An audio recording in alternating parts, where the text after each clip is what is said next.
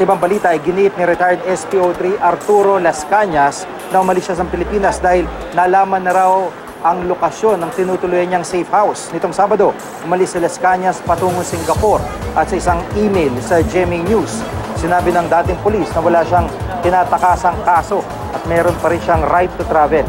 Pinaninindigan daw niya ang kanyang testimonya sa Senado noong March 6 kung saan sinabi niyang tunay na merong Davao Death Squad at si Pangulong Duterte ang umano'y nag-utos ng mga pagpatay. Handa raw siyang tumestigo sa anumang proceeding para sa impeachment man ni Pangulong Duterte o sa International Criminal Court. Nakapagbigay na rin daw siya ng pahayag sa ombudsman. Sinagot din ni Las Cañas ang pahayag ni Senator Panfilo Lacson kaugnay ng kung sino ang posibleng gumagastos para sa biyahe niya at ng kanyang pamilya sa Singapore. Sabi ni Lacson, malamang daw ang nag-sponsor ng pagbawi ng mga pahayag ni Las Cañas ang siya ring nag-sponsor ng kanyang biyahe at tinutuluyan sa Singapore. Sagot ni Las Cañas, dapat ay si Lacson ang pinaka makakaunawa sa kanyang sitwasyon.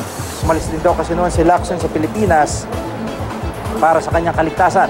Sabi pa ni Las Cañas, gaya ng mga naniniwala at tumulong noon kay Lacson, marami rin daw ang naniniwala at nagmamalasakit kay Las Cañas, kaya siya tinutulungan. Kaugnay naman ng sinabi ni Lacson na balak nilang ireklamo ng perjury ang dating pulis. Hihingi si Las Cañas ng payo sa kanyang abogado.